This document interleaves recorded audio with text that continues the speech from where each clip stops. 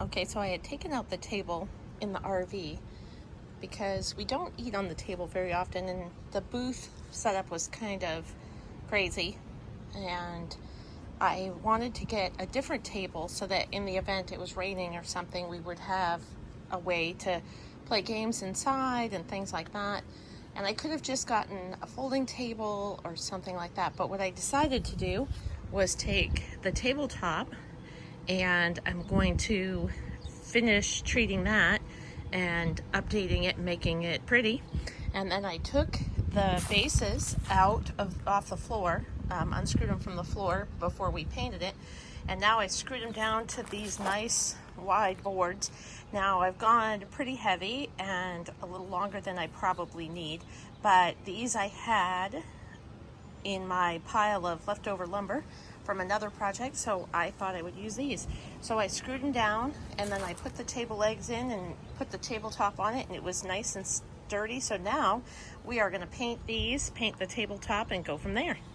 The tabletop, and it's in pretty decent condition, but it's that dated, cloudy looking, plasticky top. So first one we're going to do is some Rust-Oleum Painter's Touch Ultra Cover paint and primer, and it's good for plastics and metal and more. So we're going to give this a try and see how it works. Okay, so with the first coat of white paint, it already looks better. So we're going to let this dry really well and come back and hit it with a second coat of white. Okay, so now we've added the primer coat on the bases, and we're going to let this dry. And since these are going to probably get kicked around quite a bit, what I decided to do was use some Valspar bonding primer and sealer. Since the wood was kind of rough as well, we just did a quick sand and then have put one coat of the bonding primer on it. And now we're going to let this dry really well, and then come back and hit it with a final coat. But looks so much better already. Okay, so we let the first coat of primer dry, and then came back and hit it with the Rust-Oleum paint to match the tabletops. And I decided to paint the silver bases and have them blend in a little more. So these are now the bottom legs for the table.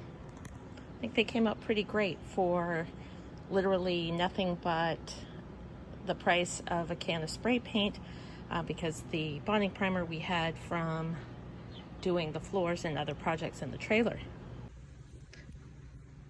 Okay, so the table bases are all painted, and I put the felt slidey feet on these so they won't scratch up the floor.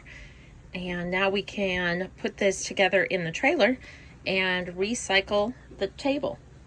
Okay, so the table is done for now, and we are able to put this in the trailer.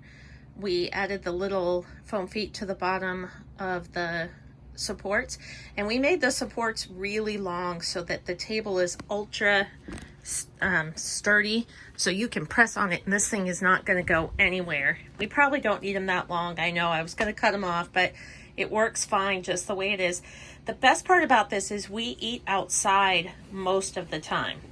So this table is in here just for if we want to work or whatever, but then we can actually take it apart and have all this floor space to use for other things.